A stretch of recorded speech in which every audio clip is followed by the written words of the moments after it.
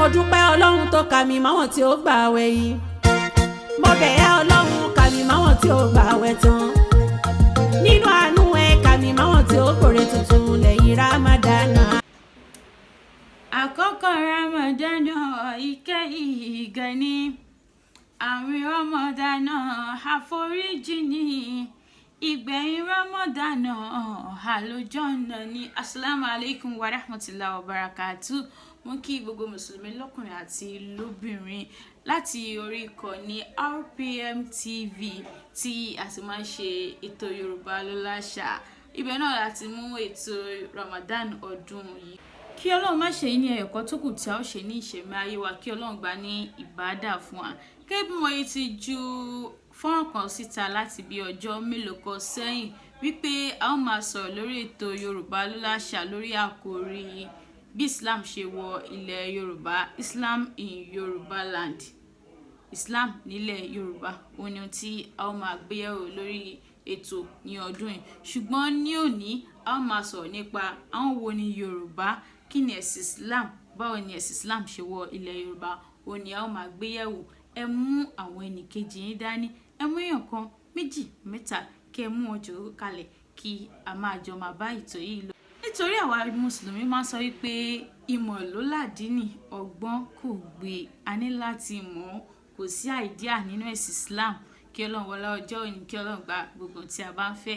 Àwọn wo ni Yorùbá? Àwọn Yorùbá ni àwọn kan gbà pé wọ́n máa ń pè wọ́n ní àwọn ènìyàn akú, tí a mọ̀ sí akú pípù. Ṣé ká ní látàrí kíkí wa ni? Ẹ mọ̀ pé nílẹ̀ Yorùbá a fẹ́ràn ká máa kíyàn. A ní àkàárọ̀ o, ẹ kú ọ̀sán, ẹ kú alẹ́, ẹ kú ìyálẹ̀ta, ẹ kú ìjókòó, ẹ kú ìdìde. Kò sí bá a ṣe ń kíyàn nílẹ̀ Yorùbá. A fẹ́ràn kíkí gan. Àwọn ẹ̀yà Yorùbá a wà ní gúúsù ìwọ̀ oòrùn ilẹ̀ Nàìjíríà. A rí àwọn kan ní apá kan àríwá ilẹ̀ Nàìjíríà. Bẹ́ẹ̀ sì ni a rí àwọn kan ní ìwọ̀ oòrùn orílẹ̀-èdè àgbáláyé tí ń ṣe African countries. Àwọn tí wọ́n wà ní orílẹ̀-èdè Nàìjíríà, wọ́n wà ní ìpínlẹ̀ Ògùn, Ọ̀ṣun, Ọ̀yọ́, Èkó, Oǹdó, Èkìtì àti bẹ́ẹ̀ bẹ́ẹ̀ lọ. A sì rí àwọn kan ní ìpínlẹ̀ bíi Kwara àti Kogi.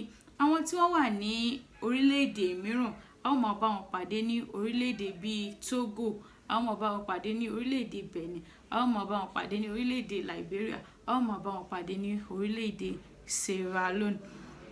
Ṣùgbọ́n àwọn wọ̀nyí wọ́n ti ní àdàlù èdè nínú, tí ń ṣe pé Yorùbá wọn kò fi bẹ́ẹ̀ jọ mọ́ tiwa lọ bẹ́yẹn bẹ́yẹn.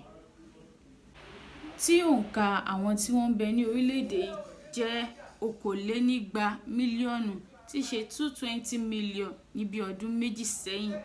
Báwo wá ni ẹ̀sìn Islam ṣe wọ ilẹ̀ Yorùbá? Gẹ́gẹ́ bí a ṣe gbọ́ tí a sì rí kà nínú ìtàn wípé ẹ̀sìn Islam wọ ilẹ̀ Yorùbá ní sẹ́ńtúrì kejìdínlógún, ìyẹn 18th century. Bẹ́ẹ̀ sì ni a tún rí wípé àwọn oníṣòwò ilẹ̀ Mali ni wọ́n mú ẹ̀sìn Islam wọ ilẹ̀ Yorùbá látara káràkátà tí wọ́n bá dé ilẹ̀ Yorùbá, tí ó ń túmọ̀ sí wípé wọ́n ní Islam ti wà kí ó tó di pé Uthman Dan Fodio wá ní 1804. Bẹ́ẹ̀ sì ni àwọn ẹ̀yà Yorùbá tí ń ṣe ẹ̀sìn Islam kí ó tó di pé àwọn òyìnbó amúnisìn tàbí ẹ̀sìn Kiriyó kí wọ́n tó wọlé dé. Ẹ̀sìn Islam kò nípa lára àwa mùsùlùmí nìkan, ó nípa lára gbogbo ohun tó ń jẹ́ orílẹ̀-èdè pátá ni.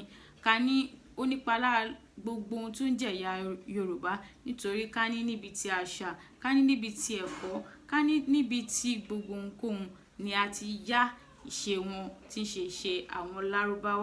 Tó sì jẹ́ wípé kò síbi tí ẹ̀sìn Islam ò tí ì dé láàrin àwa Yorùbá látara àwọn oníṣòwò ilẹ̀ Mali tí wọ́n ti bí káràkátà wọ àárín àwa Yorùbá dáadáa láti mú ẹ̀sìn wọlé náà.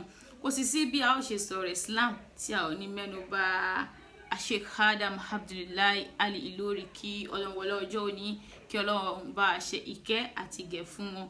Wọ́n gbìyànjú lórí àwa Yorùbá, wọ́n gbìyànjú láti mú ọ̀làjú wọlé lórí ẹ̀sìn yìí. Wọ́n mú ẹ̀kọ́ wọlé, pàápàá jùlọ ẹ̀kọ́ kéwú. Kí Ọlọ́run wọlá ọjọ́ òní, kí Ọlọ́run bá a ṣàlékún ìkẹ́ àti ìgẹ̀ wọn. A ò ní rí ètò tòní jù báyìí lọ nítorí a ò rí ajá mùsùlùkùn. Òwúrọ̀ la wà. òwúrọ̀ sì ni oníkálukú ń mú ọ̀rọ̀ ajé ṣe, kí oníkálukú wa tó bá ibi ọ̀rọ̀ ajé wa lọ, kí a tètè mú ẹ̀kọ́ tòní, kí a tètè mú so bó bá ṣe ń gbé tí ọ̀tún wa wọlé, kí ó má gbà tòsí jáde, lọ́lá aṣíwájú aláyé lọ́run ànábì wa Muhammad sallallahu alayhi wa sallam. Ètò yìí nílò ìrànlọ́wọ́ wa, gẹ́gẹ́ bí a ṣe mọ̀ wípé àjọsọ wa ní pé a ó máa lọ ní láìfù ní orí ìkànnì wa yìí ni, ṣùgbọ́n bí Ọlọ́run ti ṣe pé ká ní pé bí a nẹ́tíwọ́ọ̀kì ní ṣe wọ́kìwọ́kì o, tàbí ẹ̀rọ tí à ń lò ní, kí Ọlọ́run wọlá ọjọ́ ni, kí Ọlọ́run wọlá ní oṣù Ramadan, kí ó darí aláàánú tí ó ṣe fún wa nínú Ramadan àti lẹ́yìn Ramadan. A sì nílò ìrànlọ́wọ́ èèyàn olólùfẹ́ wa, kí Ọlọ́run má ṣe Ramadan yẹn tí à ń ṣe, kí Ọlọ́run má ṣe ní ìtókù tí a ó ṣe ní ìṣẹ̀mí ayé wa, lọ́lá aṣíwájú aláyé lọ́run ànábì wa Muhammad sallallahu alaihi wasallam. lọ́lá inna a'tayna bismillahir rahmanir rahim, inna a'tayna kal kawthar fasalli rabbika wanhar, inna shani'aka huwal abtar.